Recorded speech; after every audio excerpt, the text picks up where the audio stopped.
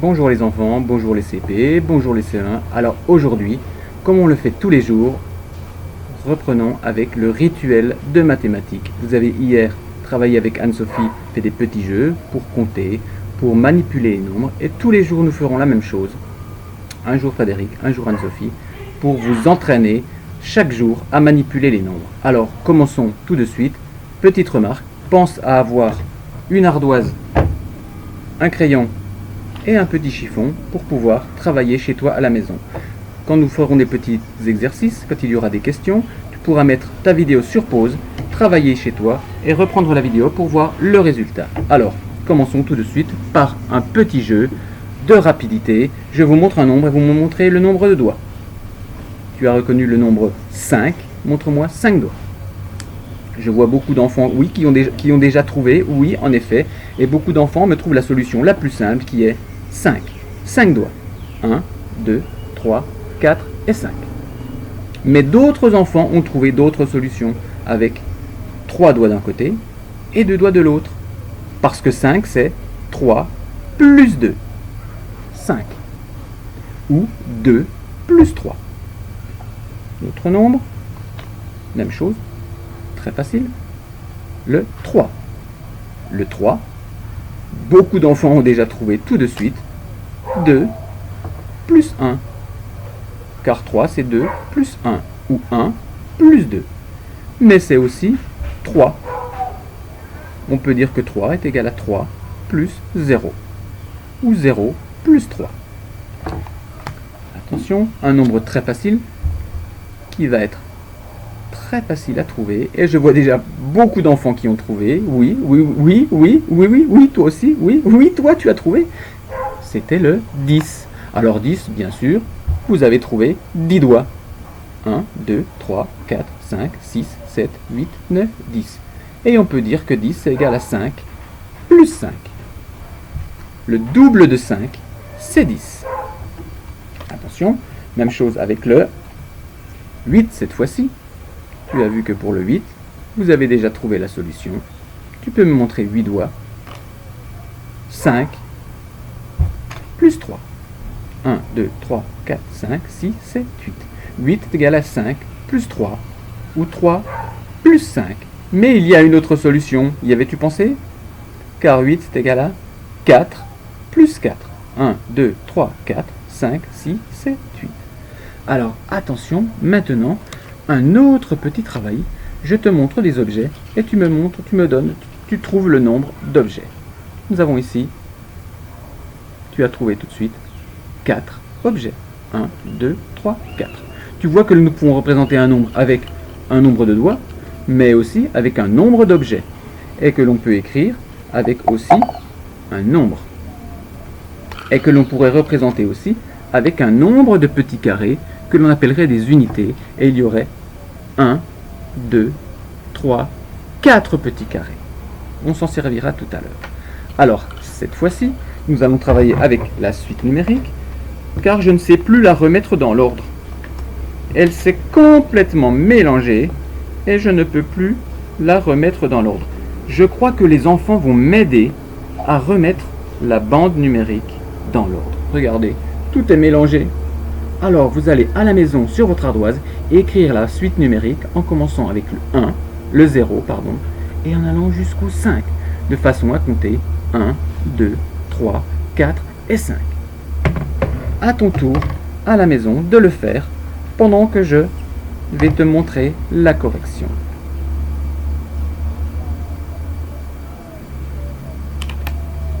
Bien sûr, le travail est plutôt facile. Il suffit d'écrire 1, 0, 1, 2, 3, 4, 5. Mais fais bien attention à écrire les nombres dans le bon sens.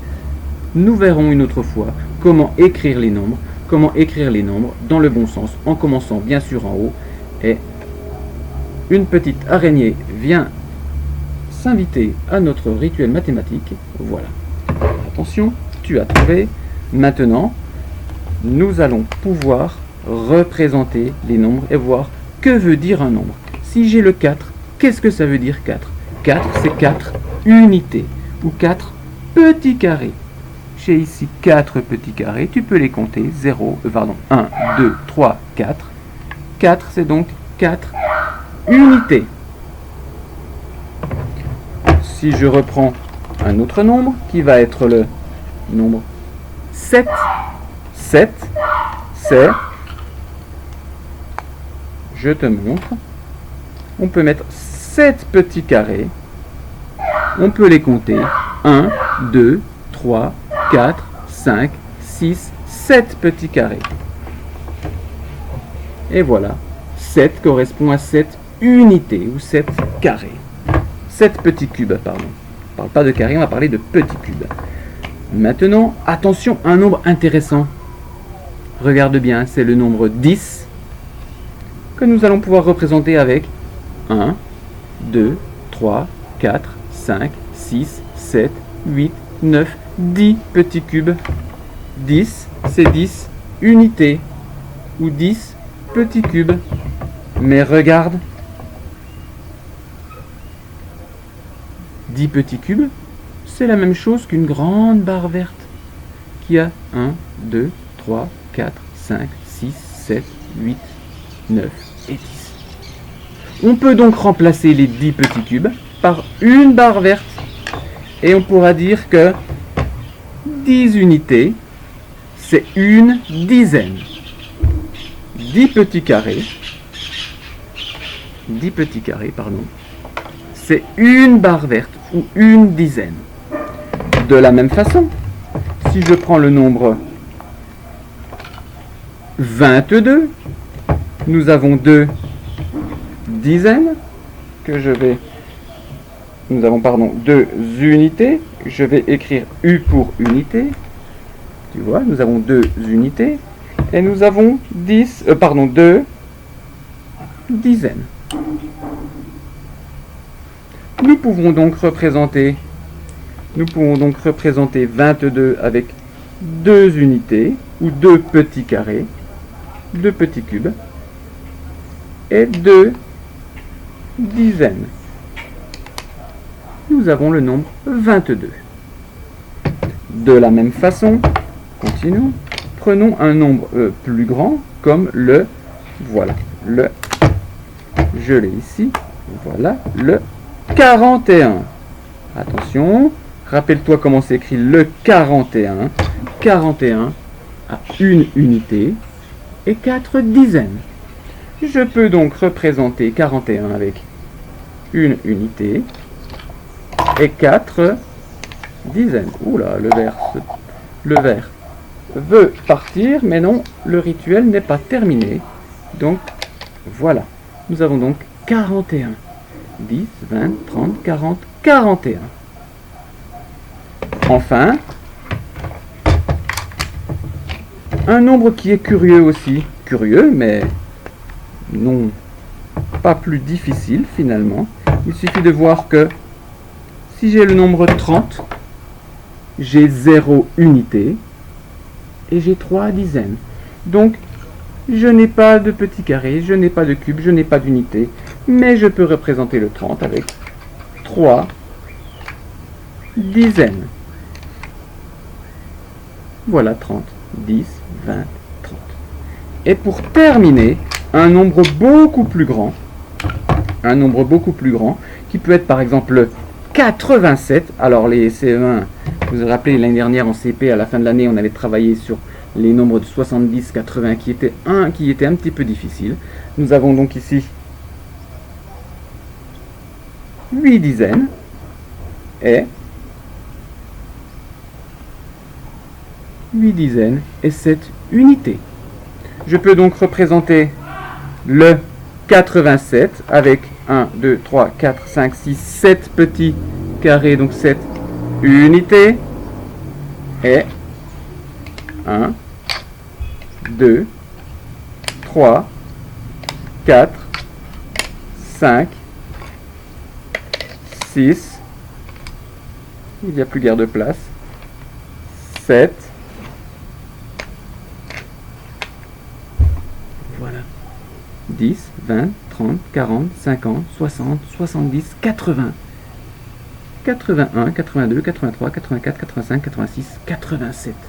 Voilà 87.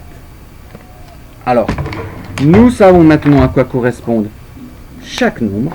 Nous allons faire maintenant un autre exercice où nous allons comparer des nombres. Je t'écris le nombre. Je t'écris le nombre 5 et le nombre 3. Tu vas à la maison écrire le nombre 5 et le nombre 3 sur ton ardoise et tu vas entourer le nombre le plus grand. Fais le travail à la maison. Voici le résultat. 5 est plus grand que 3 parce que 5 c'est plus que 3. Il y a plus de doigts ici que ici. Alors, comment représenter ça?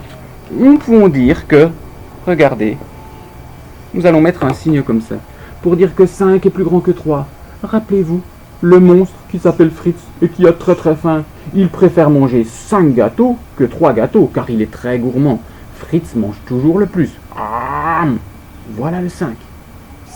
5 est plus grand que 3.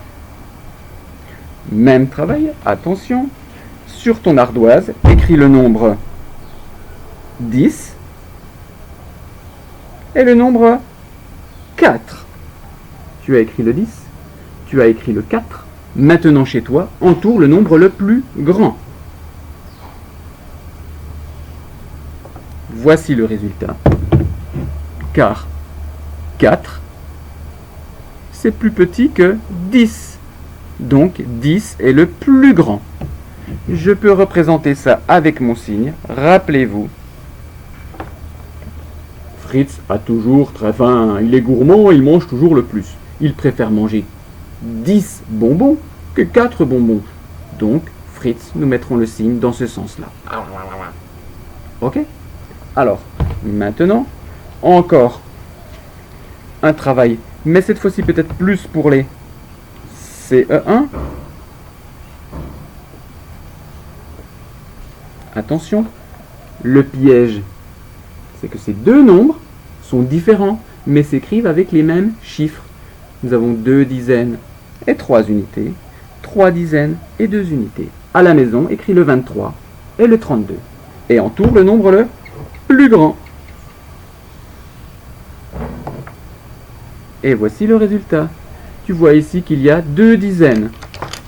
Ça veut dire qu'il y a 2 dizaines et 3 unités. Et ici, il y a 3 dizaines et 2 unités. Nous avons donc plus de cubes ici que ici. Donc 32 est plus grand que 23. Et je peux représenter ceci en mettant le signe. Rappelez-vous, Fritz mange toujours le plus grand. Fritz est gourmand. Ok? Voilà. Alors, dernier petit exercice comme ceci. Attention. Un nombre qui est peut-être difficile et qui a posé des problèmes l'année dernière à la fin du CP. Par exemple, nous avons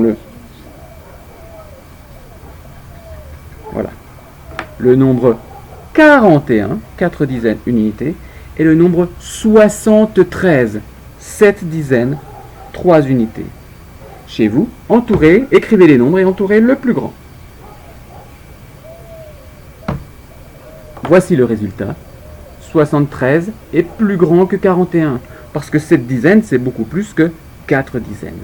Alors, chez vous, essayez aussi d'écrire le signe dans le bon sens pour dire que 73 est plus grand que 41. Car 73 est plus grand. Fritz a faim, il préfère manger 73 que 41. Ok? Voilà.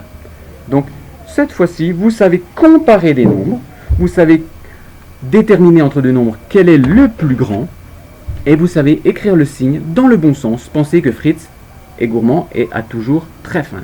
Attention, cette fois-ci, vous allez sur votre ardoise écrire le plus rapidement possible le nombre que je vous dis. Attention, vous êtes prêts? C'est parti, vous écrivez le 7. Tu as dû écrire le 7. Attention, rapidité, toujours. Vous écrivez le 5. Oui, ça y est, ça y est, ça y est, prends ton temps, mets sur pause, écris correctement et regarde la solution. Voici la solution. C'est le 5. Alors rappelle-toi que pour écrire le 5, nous commençons ici. Nous descendons, nous tournons et pour terminer, nous venons écrire ici le 5. Attention, plus difficile, le 13. Écris chez toi sur ton ardoise le nombre 13. Et tu as trouvé la solution, une dizaine et 3 unités. 13. Attention, nous continuons de plus en plus grand. Écris le 29. Voici la solution, 29. 2 dizaines, 9 unités. Jusque-là, vous allez me dire, tout va bien. Attention, très difficile, le 54. 54. On a vu comment écrire le 5, car 54, c'est 5 dizaines et 4 unités. Voyons les nombres qui posaient problème l'année dernière et qui sont très difficiles en français. Attention, le 77.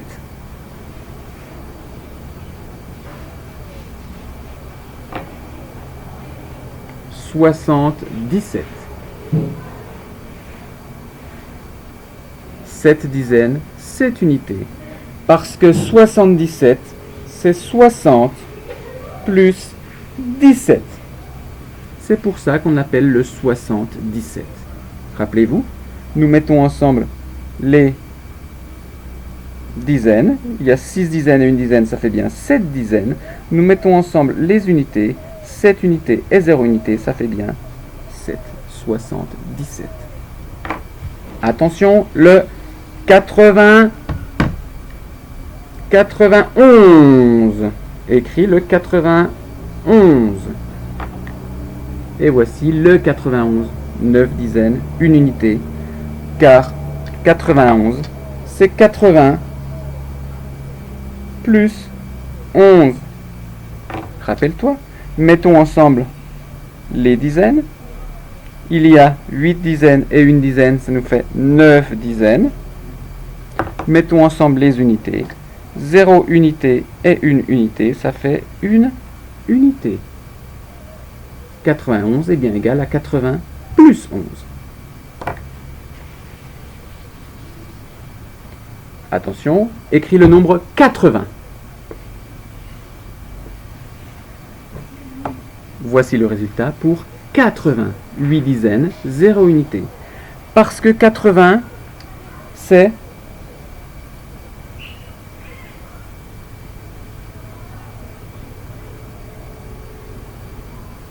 20 plus 20. Si nous mettons ensemble les dizaines, nous mettons toutes les dizaines ensemble. 2, 3, 4, 5, 6, 7, 8. Nous avons bien 8 dizaines. Et si nous mettons ensemble les unités, 0 unité, plus 0 unité, plus 0 unité, plus 0 unité, nous avons bien 0 unité. Excusez-moi, ce n'est pas très bien écrit, mais bon, il suffit de comprendre, voilà.